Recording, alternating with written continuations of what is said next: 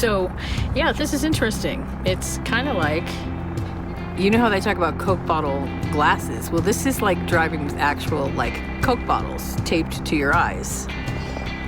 We're driving straight west just before sunset, so I think we're in a cute little town. I don't know exactly because I can't really see. See, I can see the shapes of things, and hopefully that's going to be enough to keep us from running into that truck. See, at least I know there was a truck. But yeah, this is... Okay, here come some trees, so I'm getting a little bit of a reprieve. So hopefully we're going to keep having some tree cover, or maybe the road will take a turn that will allow us to be out of the sun. Because I don't know how much more of this I can take. It's really hard. And okay, yeah, no.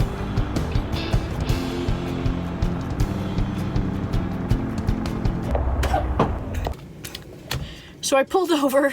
I had to pull over and stop for a little bit because the sun is blasting me so hard I can't even see. And I can't tell if I'm showing you guys anything. I don't know if the camera's picking anything up. I have the dash cam. I have my iPhone camera, but of course, the windshield's kind of dirty, so I don't know what's happening, whether it's actually picking anything up or not.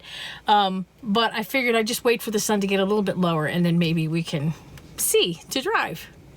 Meanwhile, though, I can't just sit here idly, so I jumped on Google, and it seems we are at the intersection of the Ohio and Mississippi rivers, and it's also the junction of Kentucky, Illinois, and Missouri, the little corner there. Our destination tonight is in Missouri, so we got to run through this gauntlet, this sunshine gauntlet, if we want to get there. So hopefully we'll be back on the road soon.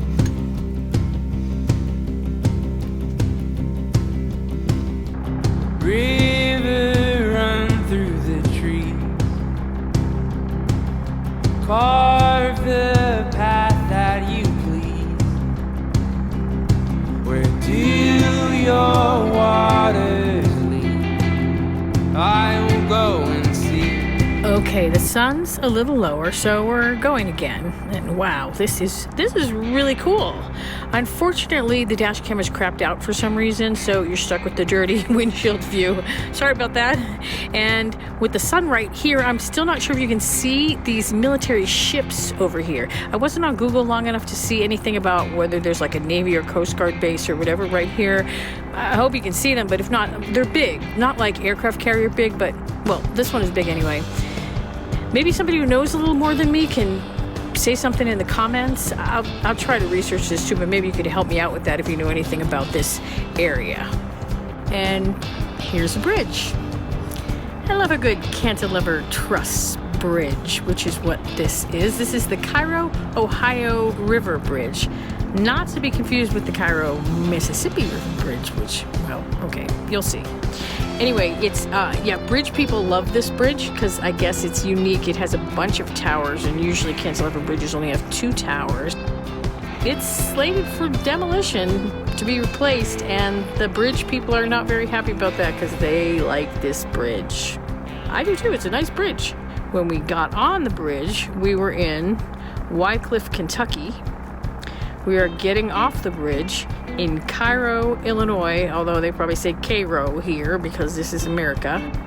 And the only thing better than a cantilever truss bridge is 2 cantilever truss bridges.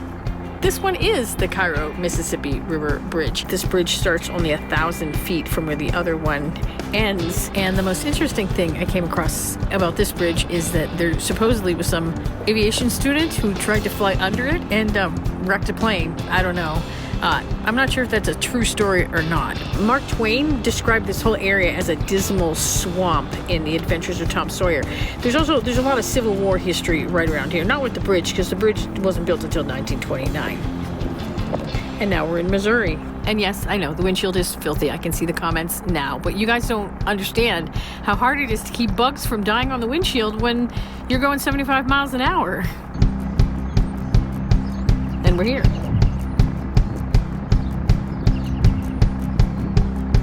BOOMLAND. This is not one of those typical sleep in the parking lot situations, though. This is an actual RV park up the road.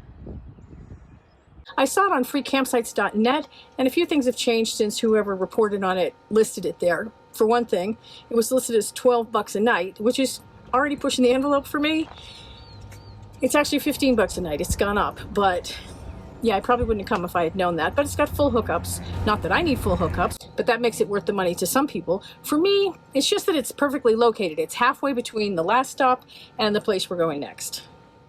The other thing that's changed is on free campsites, it's listed as one of those honor system places where you put the money in an envelope and you fill out a form on the outside of the envelope, then you put it in the payment box. But now you have to go inside the store, register, and pay. It's still honor system, and nobody's going to come around and check to make sure you have your receipt, make sure you paid. But they had to take away the payment box because, according to the cashier, somebody was stealing the money. So how do I describe BOOMLAND? It's like one of those old highway trading post deals crossed with the gift shop at Cracker Barrel, crossed with Walmart. They have everything. Well, no, not really. They have a random assortment of a lot of things. Groceries, a decent selection of groceries. Lots of local farm products, including some very good pecans, some other nuts, syrups, pickled and canned things. There's a whole section of all kinds of different hot sauces, knives, greeting cards, jewelry, purses and wallets, and then decor. There's home decor, and this section confuses me because the rest of it seems so touristy, and I can't imagine anyone picking up a chandelier on their RV vacation. So they must see themselves as more than a truck stop, I guess. Oh, and fireworks. They sell fireworks too. That's where the name BOOMLAND came from. There's also some funny novelty things to look at or do, like all these super cool coin-operated rides outside. Remember these? They used to have them in front of the supermarket. I used to love this kind of stuff. And this giant commemorative chair inside. There's even silliness in the ladies' room. I get the condoms and the tampons. I'm not sure about the novelty joke pack, though. Of course, there's women's clothes. There's probably men's clothes too, but I didn't look at that. And then there's some local sports memorabilia. It looks like, you know, school teams and things like that, I guess. And that lines the wall outside of Wally's Home Cooking, or cookin', I should say. The place is cafeteria style with a line that snakes around and tables to sit at. It's the kind of place where you can get a fried bologna sandwich or a bright yellow slice of pie, maybe lemon. I don't know. But back to the campground, which is why we came. It's basic, but nice. It has flat spaces, it has all the promised hookups, and when we arrived, there were kids playing, but by sundown, it was silent as a tomb. It's quiet now, too. Nobody's up yet. It's pretty early.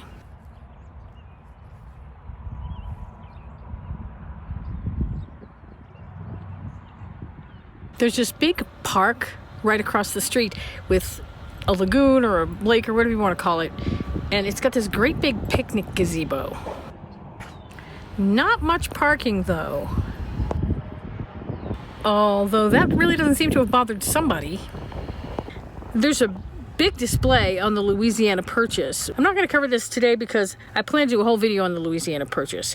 The murals, I think, are really cool.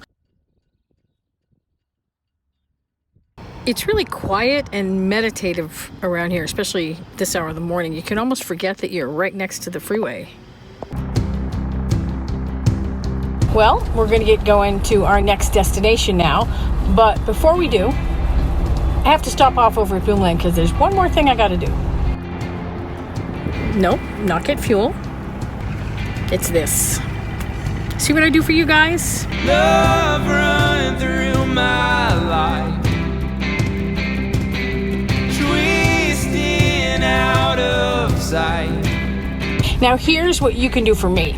Well, it's for you too. If you want to see the place we're going next, where we're going to hang out for a while, subscribe and hit the notification bell. You know you want to. Just do it. Take me down.